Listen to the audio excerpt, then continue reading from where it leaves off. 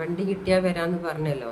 അപ്പം ഞാൻ സാറിന് ചോദിച്ചു, സാറേ ഇവിടെയുള്ള മാനേജറൊക്കെ അവിടെ ഉണ്ടോയെന്ന് ചോദിച്ചു. അപ്പം എന്നോട് പറഞ്ഞു, അവിടെയുള്ള ആളുകളൊക്കെ ഇവിടെ ഉണ്ട്, നിങ്ങൾ ഇങ്ങോട്ട് വന്നാലേ ഇവിടുന്ന് സംസാരിക്കാനും. അപ്പം അവരെ ഇത് പോയതെന്ന് വിചാരിച്ചാൽ ഇവിടെ ഒരു പെണ്ണിനെ ഇതിൻ്റെ ഉള്ളിലിട്ട് പൂട്ടിയിട്ടിട്ട് ലൈറ്റും ഫാനൊക്കെ ഓഫാക്കിയിട്ട് അവർ നേരെ ഫറൂഖ് സ്റ്റേഷനിൽ പോയിരിക്കുകയാണ്. കാരണം വെച്ചാൽ ഇവിടേക്ക് പോലീസ് വന്ന് കാണിച്ചാൽ ഇവിടെ ഒരു ഇങ്ങനെ ഒരാളെ നിൽക്കണം ചെയ്യുന്നതൊക്കെ പുറലോകം അറിഞ്ഞൂലേ, അതിന് വേണ്ടിയിട്ട് അവർ ഫറൂഖ് സ്റ്റേഷനിൽ ഇരിക്കുക, എന്നോട് അങ്ങോട്ട് വന്നിട്ട് അവിടെ വന്ന് സംസാരിക്കാൻ. അപ്പോൾ ഞാൻ പറഞ്ഞു, ഞാൻ എന്തായാലും അങ്ങോട്ട് വരുന്നില്ല എന്ന് പറഞ്ഞു. അപ്പോൾ എനിക്ക് വരാൻ പറ്റിയൊരു കണ്ടീഷനല്ല എന്ന് ഞാൻ സാറിനോട് പറഞ്ഞു. അവിടുന്ന് പിന്നെ കുറേ സമയം കഴിഞ്ഞതിൻ്റെ ശേഷം ഞാനിങ്ങനെ എന്താ പറയുക, ഇങ്ങനെ തളർന്ന് ഇങ്ങനെ വരികയാണ്. കാരണം വെച്ചാൽ എൻ്റെ തല ഇങ്ങനെ എന്തൊക്കെ ഒരു അസ്വസ്ഥത, എനിക്ക് ചൂട് വിങ്ങി ഞാനിങ്ങനെ അവശനായി വരികയാണ്. അപ്പോൾ അവശനായി ഞാൻ അങ്ങനെ കിടക്കുകയാണ്. അതിൻ്റെ മുകളിൽ കൈ വെച്ചിട്ട് ഇങ്ങനെ അങ്ങ് കിടക്കുകയാണ്. ആ കിടക്കുന്ന സമയത്ത് പെട്ടെന്ന് കണ്ടെങ്കിൽ ഓരോ ഒച്ച, അതായത് പുറത്തുനിന്ന് ഗേറ്റ് തുറക്കണ ഒച്ച. ആ ഗേറ്റ് ഇങ്ങോട്ട് തുറക്കണ ഒച്ചയിട്ട് പെട്ടെന്ന് ഞാൻ നെട്ടി ഇങ്ങോട്ട് എണീറ്റ് നോക്കിയപ്പോൾ അവിടുന്ന് പോലീസ് വണ്ടി വന്ന് സൈഡിൽ നിന്ന് ഇവർ മുന്നിൽ ഓടി വന്നിട്ട് ലൈറ്റും ഫാനൊക്കെ ഇട്ട് ഡോറൊക്കെ ഓപ്പണാക്കി. ആ പോലീസ് കയറുന്നതിന് മുന്നേ ഇവർ വന്ന് ഓപ്പണാക്കുക ചെയ്യുന്നത്. അപ്പോൾ പോലീസ് വന്നിട്ട് പറഞ്ഞ് അവിടെ തുറന്നിട്ട് ഇവിടെ തുറന്നിട്ട് എന്നൊക്കെ പറഞ്ഞ് പോലീസ്. അപ്പോൾ അപ്പോൾ പോലീസുകാർ പെട്ടെന്ന് ഓട്ടോമാറ്റിക്കായിട്ട് അവരോട് പറഞ്ഞ്, നിങ്ങളെന്താ ചെയ്തത്, ഒരു സ്ത്രീയല്ലേ, അവരെങ്ങനെ ചെയ്തിട്ട് കാണിച്ചാൽ അവർക്ക് എന്താ സംഭവിച്ചാൽ നിങ്ങൾ എന്ത് കണ്ടിരുന്നൊക്കെ പറഞ്ഞിട്ട് അവരെ കുറേ ചീത്ത പറഞ്ഞു. അപ്പം 4 പോലീസുകാരിട്ടുണ്ട്, വനിതാ പോലീസൊന്നും ഇല്ല, 4 പോലീസുകാരുണ്ട്. അതിലൊരു പോലീസുകാരൻ എന്നോട് ചോദിക്കുന്നുണ്ട്, നിങ്ങൾക്കല്ലേ പരാതി ഉള്ളത്, നിങ്ങൾ എന്തുകൊണ്ട് പരാതി ഒന്ന് തരാഞ്ഞത് എന്ന് ചോദിച്ചു. ഞാൻ പറഞ്ഞു, സാറേ ഞാൻ ഇവരെന്തെങ്കിലും നല്ല രീതിയിൽ ചെയ്ത് തരികയാണെങ്കിൽ അതിൽ കൂടെ പോകാൻ, എനിക്ക് കേസൊക്കെ ആയി പോകാൻ താല്പര്യമില്ലായിട്ടാണെന്ന് ഞാൻ പറഞ്ഞു. അപ്പോൾ നിങ്ങൾ എനിക്ക് നല്ല ശ്വാസം വലിക്കൂ, കീപ്പോട്ട് വലിക്കൂ, അങ്ങനെ ആക്കും, നിങ്ങൾ ടെൻഷനാവില്ല, അങ്ങനെ ആവില്ല എന്നൊക്കെ പറഞ്ഞിട്ട് പോലീസുകാരൻ കുറച്ച് ഹെൽപ്പ് ചെയ്തു. നിങ്ങൾ പുറത്തേക്ക് ഇറങ്ങി, ഇതിൻ്റെ ഉള്ളിൽ നിന്നാൽ ശരിയാവില്ല, നിങ്ങൾ പുറത്തേക്ക് ഇറങ്ങി എന്നൊക്കെ പറഞ്ഞിട്ട് അവരെങ്ങനെയെങ്കിലും എന്നെ പുറത്തേക്ക് ഇറങ്ങി. അവരെ ഉദ്ദേശം എന്താണെന്നുള്ള വിചാരിച്ചാൽ ഞാൻ എങ്ങനെയെങ്കിലും അവർക്ക് പുറത്ത് ഗേറ്റിൻ്റെ അടുത്തേക്ക് എത്തണം. അതിന് വേണ്ടിയിട്ട് അവർ പുറത്തേക്ക് ഇറങ്ങി ശ്വാസം മേലോട്ട് വലിക്കൂ, ഹെൽപ്പ് ചെയ്യൂ എന്നൊക്കെ പറഞ്ഞ് കുറേ ഹെൽപ്പൊക്കെ ചെയ്തെന്ന് എന്നോട് പറഞ്ഞ്, നിങ്ങളൊരു പരാതിയായിട്ട് എത്രയും പെട്ടെന്ന് നാളെ രാവിലെ സ്റ്റേഷനിലേക്ക് വരി എന്നൊക്കെ പറഞ്ഞിട്ട് എന്നെ പുറത്തേക്കാക്കിയപ്പോൾ നിങ്ങൾ ഒറ്റയ്ക്ക് പോകുമൊന്നും വേണ്ട, നിങ്ങളെ ഇത് ശരിയില്ല, നിങ്ങൾക്ക് എന്തൊക്കെ അസ്വസ്ഥത ഉണ്ട്, നിങ്ങൾ പുറത്ത് പോയി, നിങ്ങൾ തല കറങ്ങുന്നുണ്ട് എന്നൊക്കെ അവർ പറഞ്ഞു. പക്ഷേ എൻ്റെ മെൻ്റലി എൻ്റെ തല കറങ്ങുന്നുണ്ടെങ്കിൽ എനിക്ക് കണ്ണ് ശരിക്കും ക്ലിയർ ഇല്ലായിരുന്നു. അങ്ങനെ ഞാൻ ഗേറ്റിൻ്റെ പുറത്തേക്ക് വന്നേമ്പാട് പോലീസ് വണ്ടിയായിട്ട് പോയി, ഓക്കെ എന്നും പറഞ്ഞ് പോയി. പക്ഷേ എനിക്ക് യാത്ര ചെയ്യാനോ എനിക്ക് നടക്കാനോ ഒന്നും കഴിഞ്ഞിട്ടില്ല. ഞാൻ അവിടെ റോഡ് സൈഡിൽ അവിടെ നിന്നിട്ട് ഞാൻ എൻ്റെ ഒരു ഓട്ടോക്കാരെ വിളിച്ച്, എനിക്കിങ്ങനെ വീട്ടിലൊന്ന് എത്തണം, എന്നെ ഒന്ന് വീട്ടിൽ കൊണ്ടാക്കി തരും. അവർ വന്ന് വീട്ടിലേക്ക് അവിടേക്ക് വന്നപ്പോൾ എനിക്ക് തല കറങ്ങിയിട്ട് നിൽക്കാൻ കഴിഞ്ഞില്ല. ഞാൻ വണ്ടി പിടിച്ച് ഇങ്ങനെ നിൽക്കുകയായിരുന്നു. അപ്പോൾ എന്നോട് പറഞ്ഞ് അവിടെ അടുത്ത് അപ്പോഴത്തേക്ക് കുറച്ച് ആളുകളൊക്കെ അവിടെ കൂടി. അപ്പോൾ അവരെല്ലാവരും കൂടി ഹോട്ടലിലേക്ക് കയറ്റി അവിടെ നിന്ന് എനിക്ക് ചായയൊക്കെ വാങ്ങി തന്ന് എന്നിട്ട് വല്ല വീട്ടിലേക്ക് കൊണ്ടുവന്ന്. ഞാൻ പറഞ്ഞു, എനിക്ക് എങ്ങനെയെങ്കിലും വീട്ടിലെത്തിയാൽ മതി. കാരണം വെച്ചാൽ എനിക്ക് വീട്ടിലെത്തിയാൽ ഒന്ന് കിടക്കാമെന്ന് തോന്നി. കാരണം ഞാനിങ്ങനെ അവിടെ വീണ് പോകുമെന്ന് എനിക്ക് തോന്നി. അങ്ങനെ ഞാൻ അവരെ ഓട്ടോയിൽ കയറി അവരിവിടെ എന്നെ വീട്ടിൽ കൊണ്ടുപോയി. രാത്രി ഒരു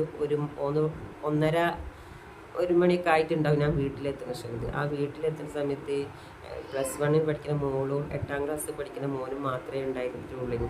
അപ്പോൾ ആ ഡോറ് തുറന്ന് അവർ എന്നെ ഇവിടെ ആക്കി തന്ന് അവർ തിരിച്ചു പോയി. ഞാൻ വീട്ടിലേക്ക് കയറിയപ്പോൾ എനിക്ക് എൻ്റെ മക്കളോടൊന്നും കാര്യങ്ങൾ പറയാൻ പറ്റിയ ഒരു അവസ്ഥയിലല്ലേന്ന്. ഞാൻ അത്രയും സൈഡായിട്ടാണ് ഞാൻ വന്നത്. മക്കളാണെങ്കിൽ ഉറക്കിൻ്റെ മൂഡിലും.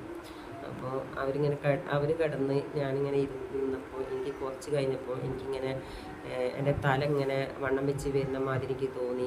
പിന്നെ കുറച്ച് കഴിഞ്ഞപ്പോൾ എൻ്റെ ഇടത്ത് ഭാഗത്തുള്ള കൈ ഇങ്ങനെ പൊന്താതായി. പിന്നെ കാലിന് ശേഷിയില്ലാതായിപ്പോയി. അപ്പം ഞാൻ മോനെ തട്ടി വിളിച്ച്, മോനെ ഒന്ന് എനിക്ക് മോനെ മോന് വേനീറ്റ് വന്ന്. അപ്പോൾ എൻ്റെ മമ്മാന്ന് ചോദിച്ചപ്പോൾ എന്നോട് മോനെ മോനെ എനിക്ക് ഹോസ്പിറ്റലിൽ പോകണ്ടീന്, മമ്മക്ക് എന്തൊക്കെ ആവണം, മമ്മൻ്റെ കാലൊന്നും പൊന്തണില്ല, കൈയും പൊന്തണില്ലല്ലോ. അപ്പം അവന് ആരൊക്കെ ഫോൺ ചെയ്യുന്നുണ്ട്, ഓട്ടോക്കാരെ ആരൊക്കെ വിളിക്കുന്നുണ്ട്. പക്ഷെ രാത്രി പുലർച്ചെ 3 മണിയായില്ലേ. അപ്പോൾ 3 മണി സമയത്തൊന്നും ആരും ഫോൺ എടുക്കണില്ലായിരുന്നു. പിന്നെ ഫോൺ എടുത്തവർ പറഞ്ഞ് വരാൻ പറ്റൂലല്ലോ എന്നൊക്കെ പറഞ്ഞു മോന്. പക്ഷേ അപ്പോഴേക്ക് എനിക്ക് തളർന്ന് ഞാൻ കിടന്നു. എനിക്ക് ഒന്നും ചെയ്യല. മോനിങ്ങനെ എന്നെ തട്ടി വിളിക്കുന്നുണ്ട്. പിന്നെ ഞാൻ മോനോട് നേരം വെളുത്തപ്പോൾ ഞാൻ പറഞ്ഞു എൻ്റെ വനിതാ ഓട്ടോ ഗ്രൂപ്പ് ഉണ്ടായിരുന്നു. അപ്പം ഞാൻ എൻ്റെ വനിതാ ഗ്രൂപ്പുള്ള ഓരോ വിളിച്ച് എനിക്കിങ്ങനെ സുഖമില്ല, അന്ന് ഹോസ്പിറ്റലിൽ പോകേണ്ടിയിരുന്നു. അവർ വേഗം വന്ന് രാവിലെ എന്നെ നേരെ ഹോസ്പിറ്റലിൽ കൊണ്ടുപോയി. ബീച്ച് ഹോസ്പിറ്റലിലേക്കാണ് കൊണ്ടുപോയത്. ബീച്ച് ഹോസ്പിറ്റലിൽ കൊണ്ടുപോയപ്പോൾ എനിക്ക് പ്രഷർ കൂടി. അപ്പോൾ കാഷ്വാലിറ്റിയിൽ വേഗം കടത്തി. അവിടുന്ന് എനിക്ക് ഇഞ്ചക്ഷൻ അടിച്ച് 2 മണിക്കൂർ കിടക്കാൻ പറഞ്ഞ് അവിടെ. അപ്പം 2 മണിക്കൂർ കഴിഞ്ഞപ്പോൾ എനിക്ക് പ്രഷറൊന്നും കുറഞ്ഞിട്ടില്ല. ഇനി അപ്പം അതിൻ്റെ ഭാഗമായിട്ട് എനിക്ക് എൻ്റെ കൈയും ഈ കാലും ശേഷി കുറഞ്ഞ മാതിരി. പിന്നെ തലൻ്റെ ബാക്ക് ഭാഗം എനിക്ക് ഭയങ്കര വേദനയായിരുന്നു. അതിന് പിന്നെ ഡോക്ടർ വേഗം അഡ്മിറ്റാക്കി. അങ്ങനെ ഞാൻ 3 ദിവസം ഞാൻ ബീച്ച് ഹോസ്പിറ്റലിൽ അഡ്മിറ്റായി. അപ്പം എനിക്ക് പോലീസ് പറഞ്ഞ് പരാതി കൊടുക്കാനൊന്നും എനിക്ക് പറ്റില്ല. അപ്പോൾ പരാതി എൻ്റെ കയ്യിൽ ഞാനവിടെ വെച്ചു. അപ്പോൾ ഡിസ്ചാർജ് ചെയ്യുന്ന അന്ന് എൻ്റെ കയ്യിൽ പരാതി ഉണ്ടായിരുന്നു, സ്റ്റേഷനിൽ കൊടുക്കും. അപ്പോൾ ഞാനിങ്ങനെ അവിടുന്ന് 3-ൻ്റെ അന്ന് ഡിസ്ചാർജ് ചെയ്ത് വരുമ്പോൾ ഞാൻ ഓട്ടോ വിളിച്ച് വരുമ്പോൾ ഓട്ടോക്കാരോട് ഞാൻ പറഞ്ഞു എന്നെ ഒന്ന് ഫറൂഖ് സ്റ്റേഷനിലേക്ക് ഒന്ന് കൊണ്ടതിൻ്റെ ശേഷം അവിടേക്കൊരു പരാതി കൊടുക്കാണ്ടിന്, അതൊന്നും അവിടെ കൊടുത്തിട്ട് ഇങ്ങോട്ട് പോരാനേ ഉള്ളൂ, എന്നിട്ട് എന്നെ ഒളവണ്ണയിലൊന്ന് ആക്കി തരണേന്ന് പറഞ്ഞു. ഓക്കെ എന്ന് പറഞ്ഞു. എൻ്റെ കൂടെ എൻ്റെ 2 മക്കളുണ്ടായിരുന്നു, ഈ ഓട്ടോറിക്ഷക്കാരുണ്ടായിരുന്നു. പിന്നെ ഞാൻ നേരെ ഫറൂഖ് സ്റ്റേഷനിലേക്കാണ് ഞാൻ പോകുന്നത്. ഫറൂഖ് സ്റ്റേഷനിൽ പോയിട്ട് ഞാൻ എൻ്റെ പരാതി സാറിന് കൊടുത്തു. സാറ് കൊടുത്തേമ്പടി വായിച്ചിട്ട് എന്നോട് പറഞ്ഞ് ഇരിക്കട്ടോ എന്ന് പറഞ്ഞു. അപ്പോൾ ഞാനവിടെ ഇരുന്ന് ഒരു അരമണിക്കൂർ ഞാൻ അവിടെ എത്തുമ്പോൾ വൈകുന്നേരം 3 മണിയായിട്ടുണ്ടായിരുന്നു കേട്ടോ. 3 മണിക്കാണ് ഞാൻ ഫറൂഖ് സ്റ്റേഷനിൽ എത്തുന്നത്. ഞാൻ അവിടെ ഇരുന്ന് അപ്പോൾ എന്നോട് പറഞ്ഞു, സാറ് പറഞ്ഞ് വിളിക്കാമെന്ന് പറഞ്ഞ് ഒരു അരമണിക്കൂർ കഴിഞ്ഞതിൻ്റെ ശേഷം ഈ ക്ലാസിക്കൽ മോട്ടോഴ്സിൽ നിന്നും 3 മാനേജർമാർ വരുന്നു. അതായത് പോലീസ് വിളിച്ചതാണ് അവിടേക്ക്. അപ്പോൾ വിളിച്ച് അവർ പോലീസായിട്ട് കുറേ നേരം അവിടെ അവരെ ഓഫീസിൽ ഇരുന്നിട്ട് ഇങ്ങനെ സംസാരിക്കുന്നുണ്ടെങ്കിൽ, പക്ഷെ എന്നെ വിളിക്കണമില്ല. ഞാനാണെങ്കിൽ എനിക്ക് ഭയങ്കര ക്ഷീണം ഉണ്ടായിരുന്നു, എനിക്ക് നിൽക്കാനൊന്നും പറ്റിയൊരു കണ്ടീഷനല്ലായിരുന്നു. അപ്പോൾ ഞാൻ സാറിനോട് പറഞ്ഞിട്ടുണ്ട്, സാറേ ഞാൻ അങ്ങനെ ഹോസ്പിറ്റലിൽ നിന്ന് വരികയാണ്, എനിക്കിങ്ങനെ അധികം സമയം ഇരിക്കാൻ പറ്റൂല, എന്നെ വേഗം കഴിച്ചിലാക്കി തരണേന്ന് പറഞ്ഞപ്പോൾ ആന്ന് പറഞ്ഞ സാറ് എന്നെ വിളിക്കണേ ഇല്ല, ഇവരായിട്ട് സംസാരിക്കുക. അങ്ങനെ ഞാൻ ഒരു 5 മണിയായപ്പോൾ ഞാൻ പറഞ്ഞു, സാറേ എന്നെ ഒന്ന് കഴിച്ചിലാക്കി തരുമോ? സാറ് മെയിൻറ്റെയിൻ ചെയ്യണേ. അങ്ങനെ പിന്നെ ഈ 5 മണി കഴിഞ്ഞ് 6 മണി കഴിഞ്ഞ് 7 മണിയായി. 7 മണിയപ്പോൾ ഓട്ടോറിക്ഷക്കാരൻ പറഞ്ഞിട്ട് ഇത് എന്ത് ഇരുത്താണ്, നിങ്ങൾ പോയി പറയുന്ന പറഞ്ഞു. അങ്ങനെ ഞാൻ 7 മണിയായപ്പോൾ ഞാൻ സാറിനോട്, സാറേ എത്ര സമയം ഞാൻ ഇരിക്കുന്നത്, എന്നൊന്ന് കഴിച്ചിലാക്കി, എനിക്ക് ഛർദ്ദിക്കാൻ വരുന്നുണ്ട്, എനിക്ക് എന്തൊക്കെയോ അസ്വസ്ഥതകളുണ്ട്, ഒന്ന് എന്നെ കഴിച്ചില്ല. അപ്പോഴേക്കും എനിക്ക് എന്തൊക്കെയോ ഛർദ്ദിക്കാൻ 2 പ്രാവശ്യം മോളോട് പറഞ്ഞു എനിക്ക് ഛർദ്ദിക്കാൻ വരുന്നുണ്ട്, അതൊക്കെ പറഞ്ഞു. അപ്പം ഈ സാറ് പറയാണ് എന്നോട്, നിങ്ങളെ ഈ പരാതി എന്ത് പരാതി എടുക്കാനാണ് നിങ്ങൾ വിചാരിക്കുന്നത്? ഇതിൽ നിങ്ങൾ തന്നതിൽ പരാതി എടുക്കാൻ പറ്റിയ വകുപ്പൊന്നുമില്ല, അവരെല്ലാം ഇവിടെ ഇരിക്കുന്നത്, നിങ്ങൾക്ക് സംസാരിച്ചാണ് ക്ലിയറാക്കി പോവാൻ നോക്കിയെന്നും പറഞ്ഞിട്ട് അയാൾ പിടിച്ച് ആട്ടിനെ. എനിക്ക് എന്താ പറയുക, എന്തൊക്കെയോ ടെൻഷൻ വന്നിട്ട് എനിക്ക് അങ്ങേയറ്റം ഞാനായിപ്പോയി. ഇത്രയും സമയം ഞാൻ ഇരുന്നിട്ട് 3 മണിക്ക് വന്ന എന്നോട് 7 മണിക്ക് സാറ് പറയാണ് നിങ്ങളെ പരാതി എന്ത് പരാതിയാണ്. അപ്പോൾ എനിക്ക് എന്തൊക്കെയോ ടെൻഷൻ കൂടി. ഞാൻ സാറിനെ പറഞ്ഞു, സാറേ ഞാൻ ഇത്ര സമയം വരെ നിങ്ങളെ ഇരുത്തിച്ചിട്ട് ഇപ്പോഴാണോ നിങ്ങൾ പറയുന്നത്, അത് കുറച്ച് നേരത്തെ പറഞ്ഞാൽ എനിക്ക് പോയിക്കൂടേനോ എന്ന് വെച്ച്. അപ്പോൾ ഞാൻ പറഞ്ഞു, ഇത്രയും നേരം എന്നെ എത്തിച്ചുകൊണ്ട് ഞാൻ ഇവിടെ വന്ന് എന്നുള്ളതിൻ്റെ ഒരു റെസീറ്റ് എനിക്ക് തരണമെന്ന് പറഞ്ഞു. അപ്പം എന്നോട് പറഞ്ഞ രേഖകൾ കുറേ വേണം. ഞാൻ എന്ത് രേഖ സാറേ വേണ്ടി? ആധാർ വേണം. ഞാൻ പറഞ്ഞു, ആധാറൊക്കെ എൻ്റെ കയ്യിലുണ്ട് സാറേ എന്ന് പറഞ്ഞാൽ ആധാർ ഞാൻ കൊടുത്തത് എനിക്ക് ഓർമ്മയുള്ളൂ. പിന്നെ എന്താ സംഭവിച്ചതെന്നുള്ളത് എനിക്ക് ഇവർ പറഞ്ഞ് കേട്ടിട്ടുള്ള അനുഭവമുള്ളൂ. ഞാൻ ആധാർ കൊടുത്ത സമയത്ത് എനിക്ക് ഛർദ്ദിക്കാനുണ്ടെന്ന് ഞാൻ മോളോട് പറഞ്ഞു. ഞാൻ കുറച്ച് കഴിഞ്ഞപ്പോൾ എനിക്ക് ഛർദ്ദിക്കാൻ വന്നു. തെങ്ങിൻ്റെ ചോട്ടിലേക്ക് ഞാൻ ഛർദ്ദിക്കാൻ വേണ്ടി പോയിരുന്നു. അവിടെ ഞാൻ ഛർദ്ദിച്ച് അവിടെ നിന്ന് ഞാൻ ഓർമ്മയില്ല, അത് വീണ് പോയി, തല കറങ്ങി വീണ് പോയി. പിന്നെ എനിക്ക് ബോധമൊന്നുമില്ലായിരുന്നു. അപ്പോൾ അവിടെയുള്ള പോലീസുകാരും ഓട്ടോറിക്ഷക്കാരും എല്ലാവരും കൂടിയിട്ട് എന്നെ ഞാൻ വന്ന ഓട്ടോറിക്ഷയിൽ കുത്തി കൊള്ളിച്ചിക്കാണല്ലോ ചെയ്തത്. കാരണം വെച്ചാൽ അവർ പോലീസ് സ്റ്റേഷനിൽ നിന്ന് ഒരു ആംബുലൻസ് വിളിച്ച് തരിക അല്ലെ അവരെ വണ്ടിയോ ഒന്നിനും അവർ സഹകരിച്ചിട്ടില്ല. അവർ വേഗം ഈ ഓട്ടോറിക്ഷയിൽ കുത്തി കൊള്ളിച്ചിട്ട് അവരോട് പറഞ്ഞ ഡ്രൈവറോട് പറഞ്ഞല്ലോ, നിങ്ങൾ ഫറൂഖിലുണ്ട് ചന്ത ഹോസ്പിറ്റലിൽ അവിടേക്ക് വിട്ടോളി എന്ന് പറഞ്ഞല്ലോ. നേരെ ഇവർ ഫറൂഖ് ചന്ത ഹോസ്പിറ്റലിൽ വിട്ടു. ഫറൂഖ് ചന്ത ഹോസ്പിറ്റലിൽ വന്ന് അവരവിടുന്ന് നിരമ്പ് കുത്തി എന്തൊക്കെ ചെയ്തെന്നൊക്കെ പറഞ്ഞു. പക്ഷേ അന്നപ്പോഴൊന്നും എനിക്ക് ശരിയായ ബോധമൊന്നും ഇല്ലായിരുന്നു പറഞ്ഞു.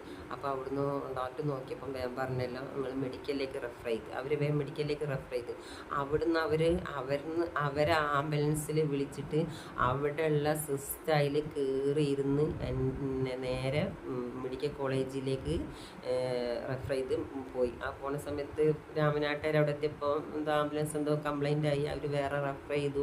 അവിടുന്ന് വേറെ ആംബുലൻസിൽ കയറ്റി കൊണ്ടുപോയി മെഡിക്കൽ കോളേജ് ഹോസ്പിറ്റലിലേക്ക് കൊണ്ടുപോയി. അവിടെ ഞാൻ ബോധമില്ലാതെ കിടന്ന് പിറ്റേന്ന് പുലർച്ചെ സമയത്താണല്ലോ എനിക്ക് ബോധം തെളിഞ്ഞ്. അങ്ങനെ ഒരുപാട് പ്രയാസങ്ങളും ബുദ്ധിമുട്ടുകളൊക്കെ ഞാൻ സഹിച്ചിട്ടുണ്ട്. പിന്നെ എനിക്ക് ഡോക്ടർ പറഞ്ഞു അവരെ ഡിസ്ചാർജ് ചെയ്തിട്ട് അവരെ കൊണ്ടുപോകണമെങ്കിൽ സൈലൻ്റായ സ്ഥലത്തേക്ക് കൊണ്ടുപോകണം എന്നൊക്കെ പറഞ്ഞെന്നാണ്.